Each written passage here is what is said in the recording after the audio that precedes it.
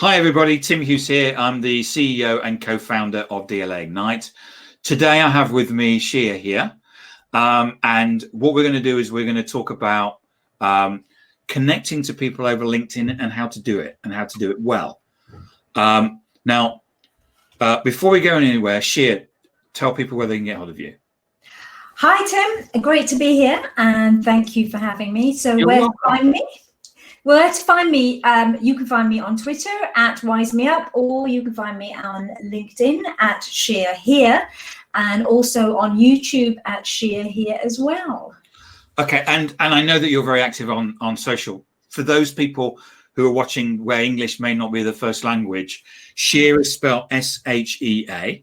Yep. And here, in this case, is spelled H-E-E-R. It is, yeah, perfect. Thank you. So we called this session today is how much is a client worth to you? Yes. And I always have a call with my guests to prep these things. And this is something that you suggested, which is that you hear this a lot in sales training. How much is that client worth to you? Therefore, you need to invest the time.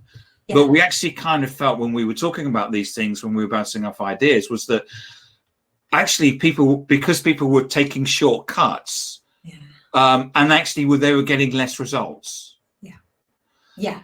And so when we say how much is that client worth to you, we really mean that in the fact that you need to invest time.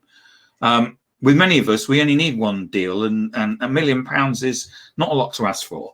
Yeah. Sorry, that's my dry sense of humor. So what is it that you get, as I do, get a lot of people coming and connecting to you over LinkedIn. What is it that you actually find that annoys you? Well, I wrote about this not too long ago, Tim, and there's a number of things, but the main thing is the real sheer kind of lack of, I think rapport building is probably the best way that I can summarize it, because first of all, the question, how valuable is one client to you, is an enormously powerful question, and I think it's a fantastic question, but used at the wrong time, it's just lost. The power of it is completely lost on the person, in the situation, and this is what I find happens with an awful lot of powerful questions or approaches that could be far better, because whilst people are great at saying what they do, they don't seem to be great at connecting with the other person about what they do. So what we get is this whole thing around, this is what I do, listen to me, and, you've got to have me because how powerful is, how much is one client worth to you? I can get you a client. But I don't know that because I don't know the person. And the person hasn't even bothered to connect with me in any way whatsoever. So for me, you've really got to respect that connect. And I don't feel people do so much. Yeah, I think a lot of it is because we're trained as from little babies when we move into sales, that what we have to do is basically turn up and pitch. Yeah. And if you think about sales as it is, cold email, cold calling and advertising, it's all about interruption and then broadcast. Yes. Whereas if we take that onto social, you turn up to somebody, you connect with them, and then you tell them a pitch, and then you probably wonder why you get blocked. Now, as always with sales, it's a numbers game. So you will find there will be people that will, there are people when you phone them up, they go, you've just called me at the right time. We're, a personal protection equipment. We really need that right now. Thank God you've just called me. Mm-hmm. And therefore you will get people wanting to listen to you. But on social, because it's based on permission, which is I connect and then in effect agree to I'm having a conversation with you, I can also block you. Yeah. and you would as well if the person kept coming at you with the same kind of generic approach that they may have used with everybody else. I think for me, what we've got to look at is over the years we've moved from telephone, well, even before that you could say from writing letters, then all of a sudden the technology's moved forward and we've got telephony and we've got this fantastic way of reaching out, dialers and whatever, but they become annoying because people don't use them in the way that they should use them. Yes, you say it's an interruptive call, but then make it worth the person's while. Don't waste their time on it. Then we moved to email. Email became the next phone call, and now we've got social media. And what I'm passionate about is if we start to misuse social media in the same way as we did email, in the same way as we did phone, people will start putting the shutters down or blocking people, as you quite rightly just said. I agree. If people are allowed to continue to pitch on social media, then what will happen? It will kill the golden goose. Yeah, and you say allowed to, but that's a really good point, because one of the things that I think we need to be mindful of is training people in the right way. Okay, so what is the right way? So you used the word there, rapport. What do you mean by rapport? Well, for me, it's okay. So I'm going to take it back a little bit and give a little bit of a broader perspective on this, because what we've got to remember is sales is connected to marketing, and cold calling, emailing, social media. This is all a part of marketing. It's the marketing part of our job. And when you look at different elements of marketing, you've got above the line, you've got through the line, you've got below the line. What we talk about when we talk about above the line marketing, this is mass, general, generic, send out brochures, send out adverts, etc., and just spray and pray, basically. Yeah. If I was to say, then you've got the below the line, which is more the sort of targeted marketing, which is more where you've done a bit of research and you know who you're targeting, and it's focused on the product or service that you have, which is where we should sit as salespeople. Marketing experts' job is above the line, not ours. And that's where I think you've really got to differentiate yourself, because if you as a salesperson keep going on social media and doing and sort of putting yourself out there in the way of above the line marketing, so you're just spraying, then you could be burning some really, really valuable connections. People that could be valuable to you tomorrow, perhaps they're not today, but they're not going to be valuable tomorrow if you haven't built a rapport. So by rapport, which was your question, what I mean is being able to build a relationship with somebody in that you understand who they are, what they're about, what that business is about, where are they going as an organization, what do they want to achieve as an organization, and take on board the environment. If we looked right now at the environment, nobody knows. It's quite unknown in terms of the way forward, the pathway forward. But everybody is busy trying to put together strategies to rebuild themselves or sustain what they've gained over that period in terms of sales. So for supermarkets, they want to sustain the figures. For other businesses, they want to rebuild those figures. And you've really got to start being empathetic to that situation, and with that empathy approach people with that empathy, and just understand that that's a human being just like you are. It's all very well when you're if you're cold calling, you're emailing, you're almost doing it to a blank person, a blank face. When you're doing this on social media, you know who you're talking to, and you need to understand that that person is a person just like you and me, and I'll use me as an, I have an ego. I don't want somebody to just throw rubbish at me or throw at me what they have, whether it's rubbish, great, whatever. I don't know and I don't care. But if you don't acknowledge the fact that I'm a human being, an individual who's bothered to put time and effort into creating this profile, then your efforts are lost on me.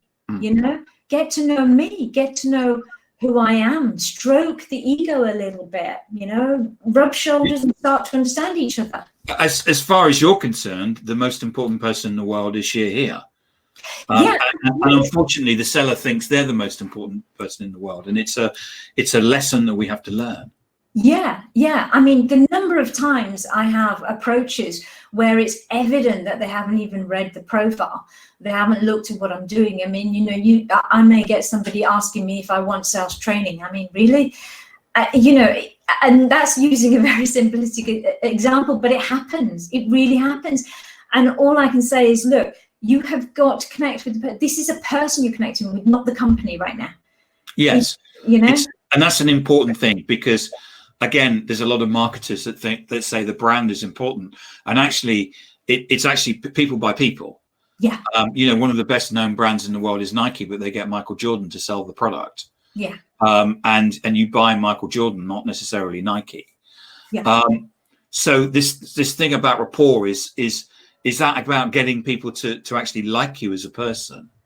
I think there's, I always call it relevant rapport when I'm training, because what's important about it is we're not talking about fluffy things, like I like the color of your background there. Nothing like, I'm not talking about those things, or, those things come as secondary, I think, for me. I think it's about understanding the business, their business, who they are, what they're trying to do. So somebody is on LinkedIn.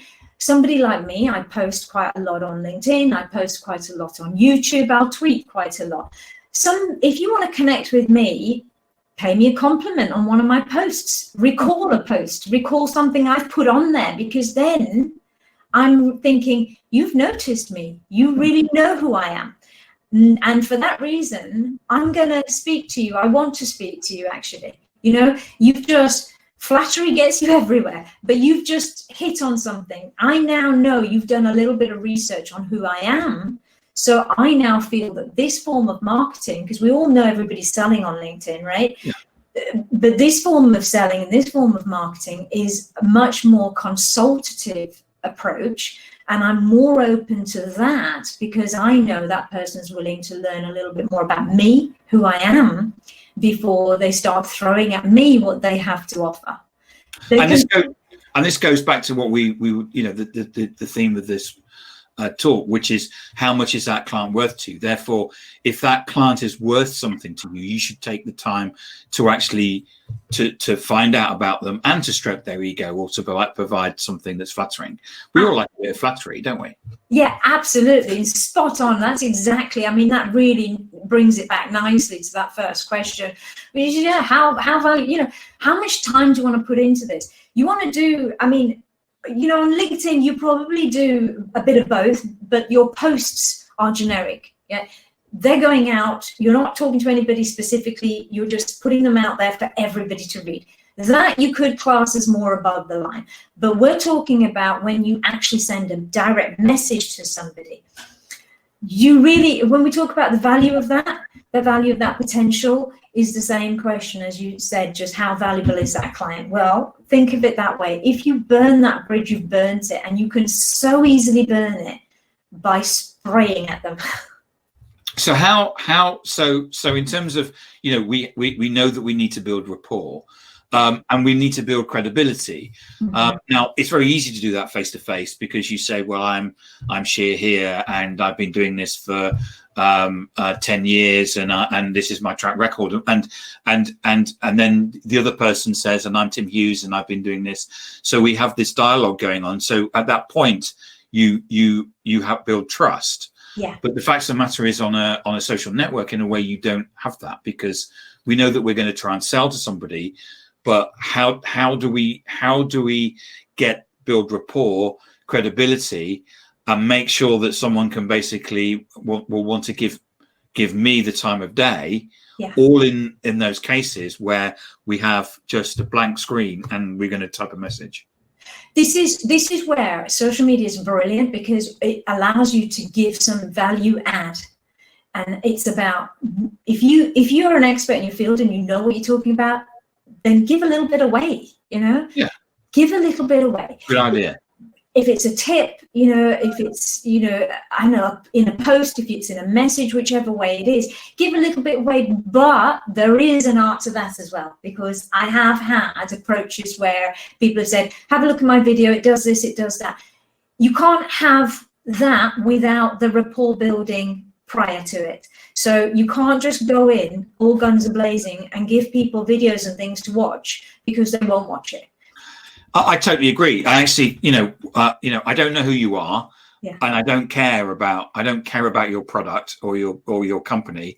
So why would I spend my time basically looking at your video? Yeah, exactly. And so I certainly agree with that. I know there's a lot of people that say video marketing is amazing, but unfortunately, as far as I'm concerned, most of it is self-indulgent shit. Sorry, and nobody nobody reads white papers, and nobody's watching the video. Yeah. At the end of the day, I'll give you the time if I think it's worth my while. Yes. Yeah. I mean, look, it's like anything. You've got to work at it, and that question, how valuable is your client, says it all. Well, they're valuable enough for you to put the time and effort into it, and the time and effort means you've got to stroke their ego a little bit. You can't just throw videos at them or the free tips that I've been talking about, because then, there's a fine line between being a know-all and I'm just going to tell you what to do, and building rapport and giving value add. The first bit is understand them, understand who they are, what they're about, how they like things, how they like to communicate, what's the best. Sometimes they'll say to you, phone me, call me, or let's have a video chat. So do it. And it's at that point then you can start to understand a little bit more, and then you can add the little tips, advice, or value adds based on them, though, not on you. And what about using questions? Questioning is a great skill for a salesperson. And what's your advice about using questioning? I think use questions, but make sure you use the right questions at the right time. It's all about timing. If you throw in questions too early, so, for example, you may turn around and say, this is my video, watch it, what do you think of it? Let me know what you think. Too early, too soon, okay? Why should I? Yeah. Why would I want to spend time watching it and then giving you feedback? For what purpose? Yeah. What are you going to bring to me? So, again, it's timing. Just like right at the beginning when we said, if we look at the other angle of this question again, how valuable is your client? If that's used at the wrong time, then it'll go out the window. For me, questioning is important at this early stage to qualify and understand what is the potential in this prospect? What is the potential of you guys working together? What's the potential in terms of a relationship that you can build on now? It's really important. Again, if I bring the environment into play here, we're thinking about, companies, where they are and where they're going. Where are they? What industry are they in? Are they going to be people that are going to need you today? Are they going to need you tomorrow? And if they need you tomorrow, start to build that relationship and work on it ready for tomorrow. If they need you now, start to add value and get to close that relationship early. So, and on that basis, if you're trying to close it early, then it's got to be about a real in-depth, quick understanding of who they are, what they need, and your ability to connect them to the environment, the crisis, what's happening in their industry, put it all together and be able to give them some value or a valuable reason to want to speak to you further. So you use have a phrase which is fresh. Yes. Fresh. Yes. Why don't you talk us through that? So for me, I think this comes back to building rapport with individuals, and the fact that everybody's an individual on LinkedIn, and not going down the route of the mass marketing that everybody else is doing. You've got to stand out, and to stand out from somebody else is be you, be genuine, be honest to yourself, come across as the person that you are. The reason you're doing what you're doing, there is a reason. Now, whether it's because you're really uber friendly, or you're really funny, or whatever it might be, whatever your F is for fresh, it doesn't matter. Use it. Yeah. Yeah. And the same with all the other letters. So it's an acronym where basically you could use words which start with each of the letters of fresh to describe who you are, to define who you are, to define your approach, the way you would talk to people that makes you different to somebody else. And there's so many combinations of that word and those letters. I haven't worked it out, but I'd have to have an Oxford dictionary in front of me to do that. But you know, there's got to be almost an infinite number of ways that you could build something, just as much as there are salespeople out there. And all I can say is be yourself, be individual, recognize who you are and use it. You know, you might use friendly, reliable, enthusiastic. You might say you're sincere. You might say you're helpful. You know, these are the sorts of words that come out when we're looking at fresh. You come across fresh. You are fresh. You are you. And I think that's a great metaphor in terms of saying that actually, when you get to my age, you actually find out that not everybody likes you. Yeah. And I think what happens is that there's too much time wasted in sales, basically running around trying to get people to like you, and they're never going to buy from you. Yeah. You know, what you can do is, if you position yourself, you know, you are a unique person. Yeah. The last thing you need to do is merge into the wallpaper of everybody else in LinkedIn. Yeah. And what happens, what we see is that the more authentic you are, the more people will want to get to know you. The more that you're salesy, that actually they then start pushing you away. Yeah. Absolutely. And so be yourself, because you know, you are unique. Yeah. So that means that you're different. So, you know, ever since I was first in sales, you always had to be different from the competition. Yeah. Well, I mean, look, you have a photograph is different, right? We're climbing over each other to get the best strap line to describe who you are. So then, you know, stop being generic in your approach then. If you've spent so much time building a fantastic profile, why are you being generic when you're approaching people? Be fresh.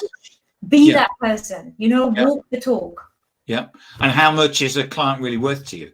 Yeah. I think it's worth more than being the same as everybody else. And actually, you know, for me, your LinkedIn profile should work hard for you.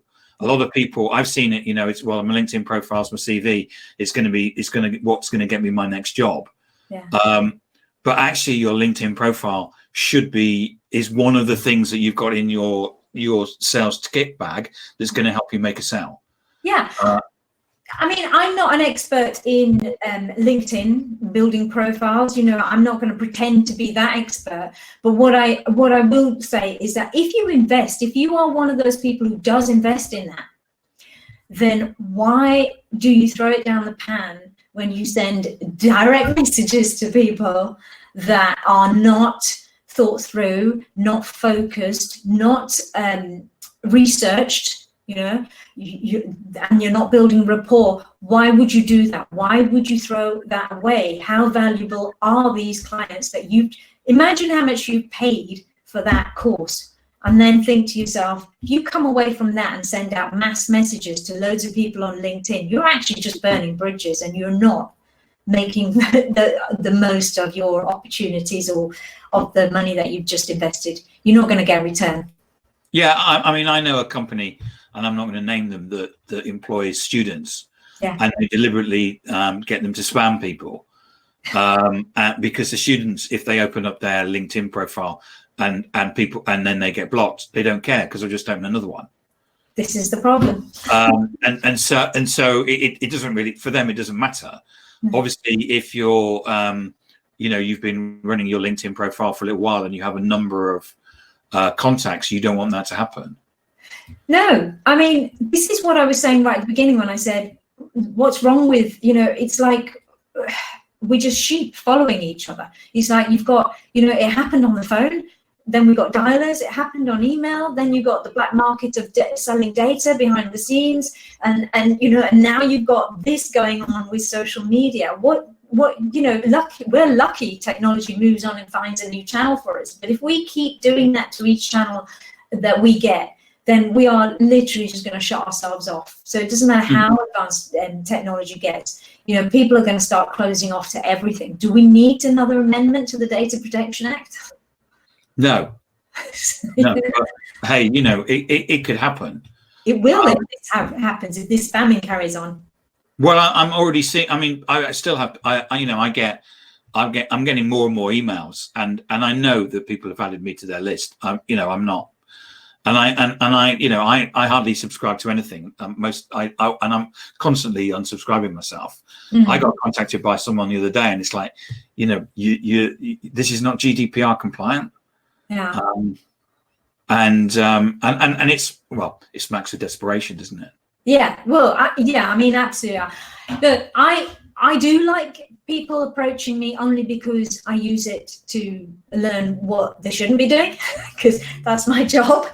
But honestly, I'm sitting here and talking to you right now because I'm passionate about the fact that people are losing potential clients and really burning bridges, and they're not, you know, they're just literally they're just taking away potential return if they don't start putting the effort in. You know, there's been quite a number of times where I've been where I've had comments from people on YouTube who said, you know, you spend a lot of time on research, and I've said, yeah, I do. The 3 minutes that I might have spent on research in that video is so worth it, because I want to build a rapport with that person. You know, I want to know what I'm talking about. And, you know, it's not difficult. LinkedIn is brilliant. When I first came across LinkedIn, I thought, this is fantastic. Now I can see people, you know, I can find them. I can hunt them down. I can find them and they can't escape. And that's great. And it's a fantastic tool. Let's not lose it. Let's just not lose it by misusing it. Yeah, the CEO of a big insurance company's just connected to me in the last 2 hours. And there's no, you know, if I phone that individual up, I'll never get through. No. But he's looked at what I do. He's looked at my profile, and I've sent him what I think was a compelling message. Yeah. And he's accepted the connection. Now, I'm not actually going to send him anything. I don't need that.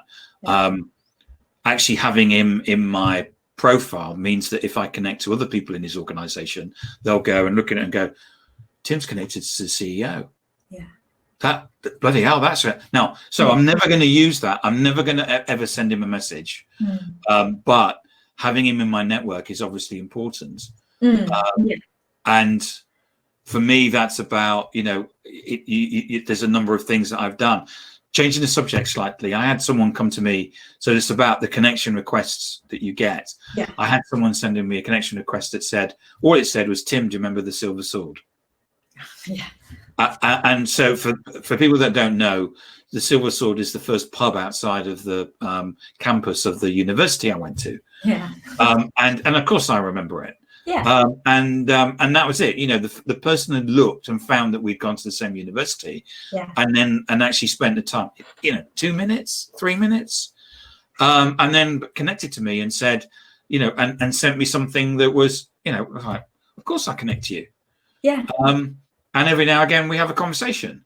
Yeah. I'm not sure that I'm buying or I'm selling, but the fact that we know who we are, know who each other are, and we have that commonality. Yes, and actually that's a really good story, because it shows that you don't necessarily have to. Networking is about networking. It's not about the first person you get to and you get a connection with that you need to sell to that person. You mentioned earlier credibility. It's about being able to build credibility with that person enough for that person to feel like they want to refer you. Yes. You know? And it may be an external referral, it may be an internal referral.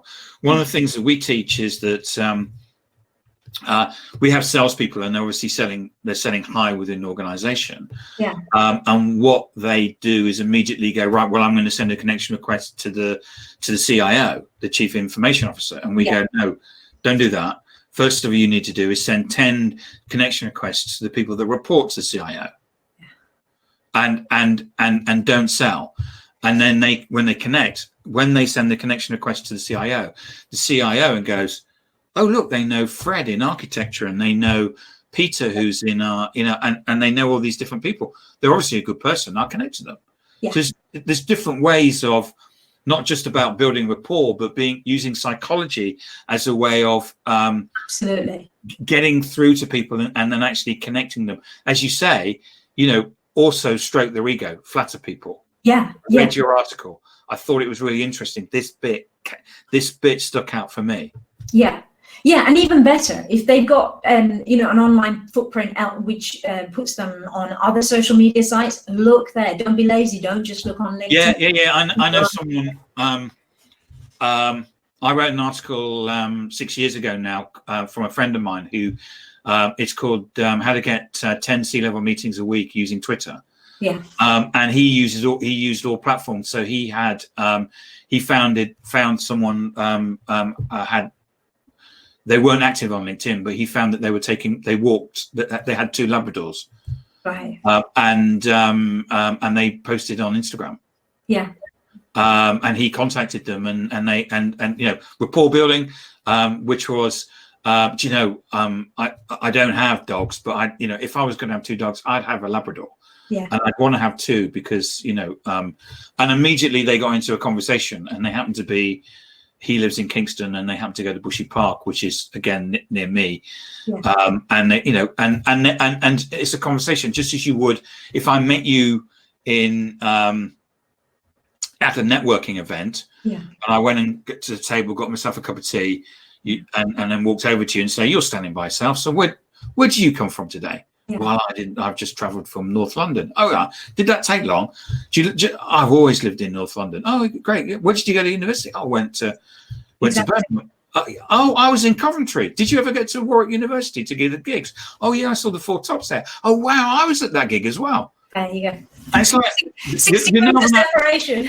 You're now lifelong mates, because what we try and do is that everybody that we meet, we try and build trust, and we think it's about 2 things. We reckon if you can find 2 things on someone's LinkedIn profile that you have in common, and you send a connection request and say, "I see that you went to Coventry, so did I, and you like cycling, and so did I." I'm being a bit, don't quite put that, but those 2 things.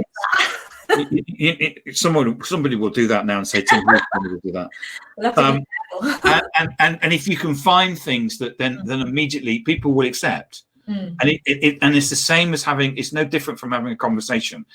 Where did you go to school? Where did your mum live? Where does your all things that you try and find things in common. Yeah, absolutely. And this is where, again, when you're face to face, you have body language and you have tone and, all of the things that you can do to really connect with somebody on many more levels than just text. But when you've got just text, which is what happens on social media, it is so important that you keep that rapport relevant. And when I say relevant, this is when I was talking about, exactly as you said, look up what their interests are. Think about news pages on websites, for example. Where are they heading? What are they aiming for? What's their mission? And how do you fit in with something like that? Language. You talked about dogs, etc. If you look on a website, there are so many different ways of saying customer service, for example. You could use their chosen words to connect with them. This is the psychology behind selling, which we haven't got time to go into. No. But there is so much around doing that little bit of research. And, again, I'm really passionate about being able to use that. It's a little bit like the plumber who has the spanner, but he knows how to use it, right? We all have access to these websites, but you've got to know how to use them. We all have access to social media, but you've got to know how to use it, because think about how valuable that customer could be for you, that client could be for you. And if you think they are valuable, then spend the time. How much is that client worth to you? Yes. And that's all you got to ask yourself. How much is that client worth to you? And therefore, how much effort are you going to put in for that client? Perfect. 33 minutes up. It goes really quickly, Shia. It does. It's fantastic talking to you. And thank you for your insight. Oh, it's been brilliant. Thank you, Tim. Thanks for having me. Remind people where they can get hold of you again. So you can get me on Twitter on @WiseMeUp, and you can find me on YouTube at Shea Here, spelled as you did, SHEAHEER is here. Or you can find me on LinkedIn also under Shea Here. if anybody wants to email me, I'm at Shea, SHEA, at wisemeup.co.uk.